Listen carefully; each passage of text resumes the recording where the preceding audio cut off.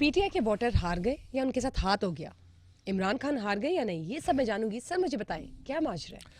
आपने खुद ही बता दिया, पीटीआई के वोटर के साथ हाथ हो गया इस इलेक्शन में। जो बज़ाहिर जो है इतनी बड़ी तादाद में पीटीआई का वोटर निकला और 100 के करीब जो है सेंचुरी कंप्लीट हो रही है कौमी असेंबली में, और अभी तक के नताज के मुताबिक 137 आजाद उम्मीदवार जीते हैं पंजाब में। पाकिस्तान की तारीख का सबसे बड़ा इलेक्शन है आजाद उम्मीदवारों के जीत के हवाले से। मगर हुआ क्या, जिनको पीटीआई अपना क्लेम कर रही है, ये सारे के सारे आजाद जो है वो पीटीआई के क्लेम कर रही है, उनमें 40% भी उनके लोग नहीं है। ये सब बिक चुके हैं। हैंड हो गया। ठीक है ठीक है। पीटीआई के वोटर के साथ हाथ हो गया है। अगर सेंचुरी कंप्लीट ऊपर हो गई, अक्सरियत तो आजाद के पास है, तो हुकूमत क्यों नहीं बना पा रही पीटीआई? और अभी तक कोई अटेम्प्ट की गई है पीटीआई की हुकूमत बनाने के लिए? बैरिस्टर गौहर जो हैं, जो अभी चेयरमैन हैं पीटीआई के, वो झूठ बोल रहे हैं, गलत बयानी कर रहे हैं, क्योंकि 2 दिन के बाद उनके साथ पीटीआई का वोटर जो करना शुरू करेगा उनको अंदाजा नहीं है। अगर 90+ लोग जो हैं आजाद जो जीते हैं वो पीटीआई के लोग हैं, तो अभी तक सेलिब्रेशन क्यों नहीं हुई अडयाला जेल के बाहर? पॉइंट। अभी तक बनी गाला जो है एक बहुत बड़ा इशाया क्यों नहीं हुआ? बैरिस्टर गौहर साहब ने सबको वहां पे इकट्ठा क्यों नहीं किया? और वहां पे जो है पीटीआई जिंदाबाद का नारा क्यों नहीं मारा अभी तक? आप तो जीत गए, जरा इकट्ठा करके दिखाएं, सबको बुलाएं, मैं चैलेंज करता हूं आपको। और फिर प्रेस कॉन्फ्रेंस में इस तरह की बातें करना। आप जितने लोगों को, जीतने वालों को अपना क्लेम कर रहे हैं, पीटीआई का क्लेम कर रहे हैं, आप सिर्फ उनको एक प्लेटफॉर्म पे बनी गाला या अडयाला के गेट पे इकट्ठा करके दिखाएं मुझे, मैं सहाफत छोड़ दूंगा। मैं आपको चैलेंज कर रहा हूं। इनके साथ हाथ हो गया। हुआ क्या? हुआ ये कि 30-35 के करीब जो आजाद है वो तो पहले ही पीटीआई में नहीं थे। वो तो आजाद हैसियत में लड़ते हैं, वो निगोशिएट करते हैं, जिसका पलड़ा भारी होता है वो वहां चले जाते हैं। उन्होंने वजारतें लेके हुकूमतों में बैठना होता है। बाकी आ जाएं आप, उनमें भी जो 70 बचते हैं, उनमें भी 30 के करीब तादाद उन लोगों की है, अगर उन्होंने अंडरटेकिंग ना दी होती तो वो इलेक्शन में नहीं होते, वो जेलों में होते इस वक्त। सिर्फ और सिर्फ उन्होंने स्मार्ट गेम क्या की, उन्होंने बानी चेयरमैन की तस्वीर लगा के पीटीआई का वोट जो है वो कैप्चर किया। तो बहुत ही बड़ा वोट कैप्चर किया, वोट ले लिया। अब क्या हुआ? वोट जीते वो पीटीआई के वोट से, अब जाएंगे वो नून लीग और पीपल्स पार्टी के साथ हुकूमत में जाएंगे। समझ गए। और एक धड़ा जो है वो सो कॉल्ड ओपोजिशन में बैठेगा, और ये फिक्स मैच होगा पीडीएम और पीटीआई के उस धड़े का। क्यों डिस्कस हो रहा है कि आसिफ अली जरदारी और मियां नवाज शरीफ मुलाकात कर रहे हैं, बिलावल भुट्टो जरदारी साथ बैठ रहे हैं, शहबाज शरीफ बैठ रहे हैं? ये मुलाकातें भी फोटो सेशन है, ये भी आपको बता दूं। ये मुलाकात एक बहाना है, प्यार का सिलसिला पुराना है। ये हुकूमत साजी आज से 2.25 साल पहले लंदन में हो चुकी है।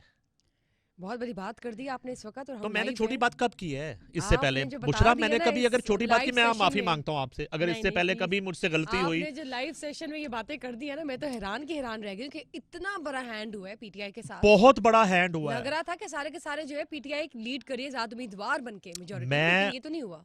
ये तो माजरा ही कोई और है। उस मासूम वोटर पे जो है ना, मुझे तरस आ रहा है कि जो इतनी बड़ी तादाद में निकला, इतनी बड़ी तादाद में निकला, पीटीआई का समझ के डाला है, निकले एग्जैक्टली, और बाद में उन्होंने अपने रास्ते एग्जैक्टली बदल लिए। एंटी नून लीग वोट जितनी बड़ी तादाद में निकला, पीटीआई का वोटर जिस तरीके से निकला, जिस तरीके से उन्होंने अपना गुस्सा निकाला दूसरे लफ्जों में, और मैं हैरान हूं कि कितना एक मुनज्जम तरीके से, कहीं कोई शोर शराबा नहीं, लड़ाई झगड़ा नहीं, किस तरीके से लाइनों में लग के उन्होंने वोट डाला।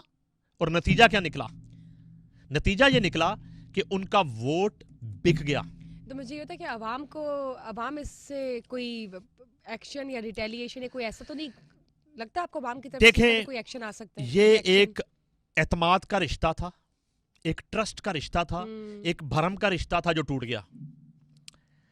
पीटीआई की मौजूदा क़यादत जो है उसको ये बताना चाहिए था अपने वोटर को कि ये जो कैंडिडेट खुद को पीटीआई पीटीआई का हमायत याफ्ता कह के आपका वोट ले रहा है, नहीं एक्चुअली ये पीटीआई का हमायत याफ्ता जरूर बन गया है, मगर ये पीटीआई का नहीं रहेगा। सुबह का भूला शाम को घर वापस आता है 5 बजे। ये शाम को पोलिंग खत्म होते ही भूल गए सब लोग। ये रफू चक्कर हो गए।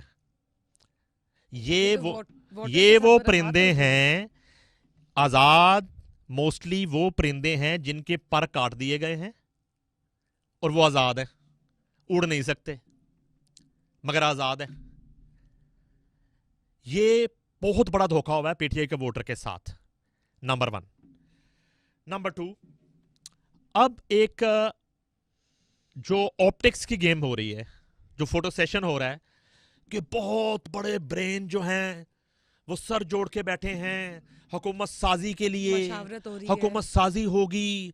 पीटीआई जो है बिलावल भुट्टो जरदारी को अपना नॉमिनेट कर रही है प्राइम मिनिस्टर का उम्मीदवार, जो है इधर मियां नवाज शरीफ। ऐसा कुछ नहीं। मैं बताता हूं आपको, बिलावल भुट्टो जरदारी आसिफ अली जरदारी साहब की जिंदगी में प्राइम मिनिस्टर के उम्मीदवार नहीं बन सकते। ठीक है।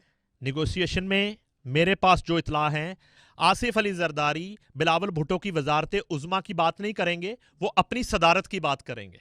फॉर्मूला समझ गए, ये होगा। ठीक है। आसिफ अली जरदारी पाकिस्तान पीपल्स पार्टी के लिए सदारत मांगेंगे और वो अपनी मांगेंगे।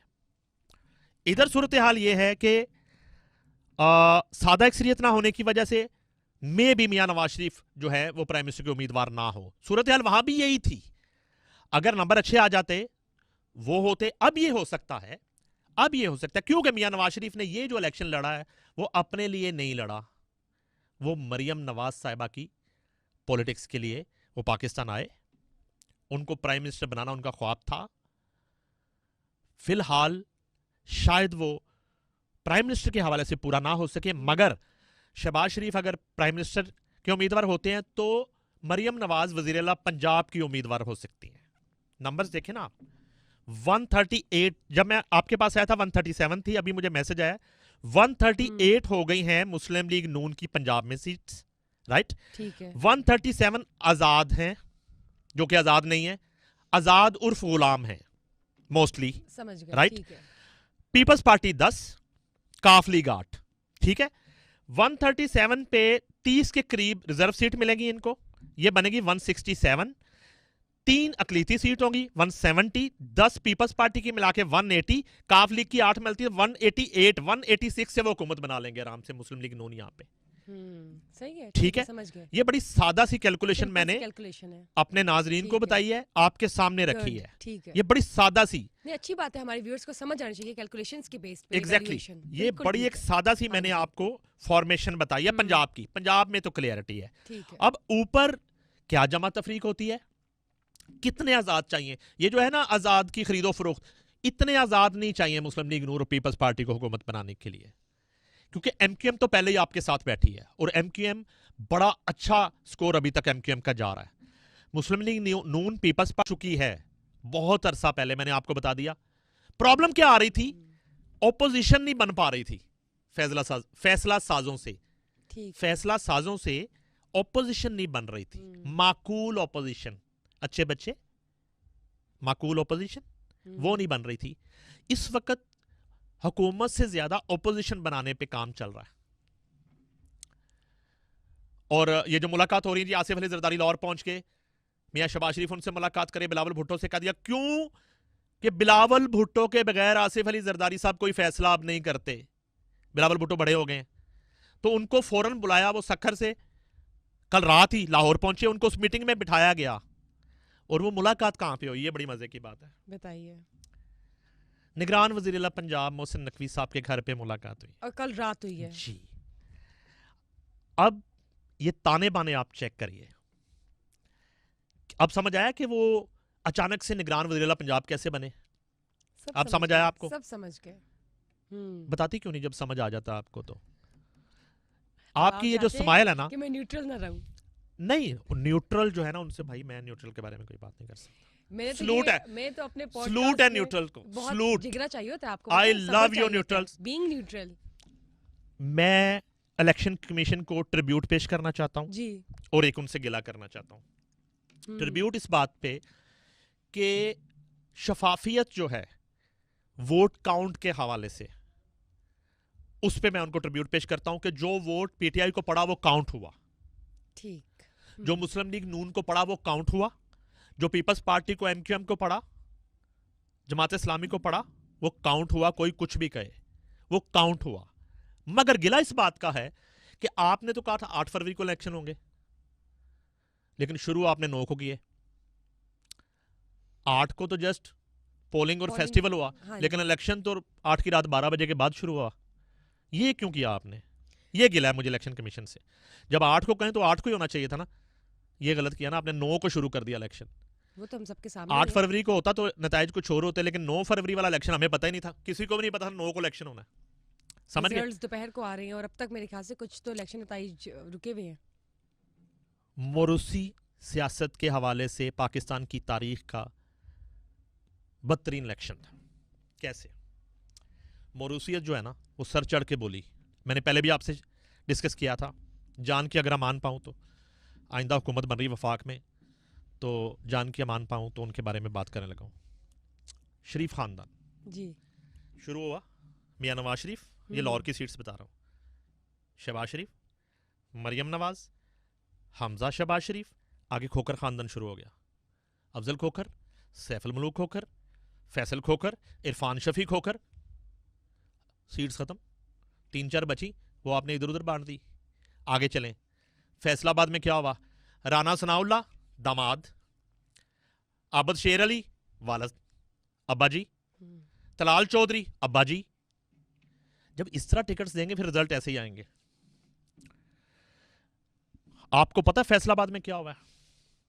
10 में से 7 सीट्स क्लेम कर रही थी नून लीग कि हम जीतेंगे, 10 में से 9 हार गई। गुजरांवाला में क्या हुआ? सियालकोट में क्या हुआ? मगर चूंकि ये एक फिक्स मैच था और पीपल्स पार्टी, मैंने आपसे कहा था कि इलेक्शन से 3 दिन बाद हुकूमत में बैठ जाएगी। मैंने आपसे मुतअद्दिद मर्तबा कहा, बिल्कुल बात की थी। कुछ ऐसा हो सकता है कि आप हमारी जो पुरानी डिस्कशन है वो कहीं चला दें कि हमने कब कब क्या क्या बात की थी। आई लास्ट द टीम के उन स्टेटमेंट्स को भी ज़रूर ऐड करें जो कि आपने लास्ट टाइम अपने एवेल्यूएशन के बेसिस पे एनालाइज करके आवाम के साथ शेयर किए थे, ताकि वाकई पता चले कि हम समा के थ्रू बिल्कुल जेन्युइन इन्फॉर्मेशन शेयर कर रहे हैं और आप बिल्कुल सही बात बता रहे हैं। सर, एक सवाल आता है मेरे माइंड में मानसहरा से रिलेटेड। एक तो 47 फॉर्म का जो नताइज था उसको चैलेंज किया गया है, फिर मानसहरा से वो जो इलेक्शन हारे नवाज शरीफ, उन्होंने भी उसको चैलेंज कर दिया। तो ये इसका बताएं, क्या इसका आपको फर्दर नज़र आता है? आई वॉश, ये कुछ भी नहीं है। अच्छा, जितने नताइज चैलेंज हो रहे हैं, आप मुझे बताइएगा ज़रूर कि कितने पे फैसले रिवर्ट हुए हैं। ठीक है, ठीक है। इक्का दुक्का कहीं पूरे मुल्क में आपको कहीं इतला आ गई, ठीक है। मैं तो देखे इलेक्शन कमीशन ने कितना काम आसान कर दिया, कितना आसान किया। इसी पे तो ट्रिब्यूट पेश करता हूं इलेक्शन कमीशन को, कितना स्मार्टली चीजों को उन्होंने किया।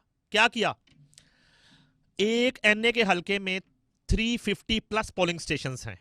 350 प्लस पोलिंग स्टेशन के फॉर्म 45 का वेट करते रहे हमारे रिपोर्टर्स, और सब लोग पूरा दिन जो है 45 ढूंढते रहे। उन्होंने कितना आसान किया। आरओ के दफ्तर रात को बंद किए, ठुड्डे मार के निकाला बाहर सबको, पुलिस की सिक्योरिटी खड़ी की, 147 हर हलके में आपके हाथ में पकड़ा दिया कि ये रिजल्ट है। कितना आसान किया है। और क्या करें आपके लिए इलेक्शन कमीशन, बताएं। आप ना खुश नहीं हो सकती इलेक्शन कमीशन से, मैं अंदाजा कर रहा हूं। इतना आसान कर दिया, 45 उन्हें के ढूंढते रहेंगे सारी रात, इतनी लंबी एक्सरसाइज।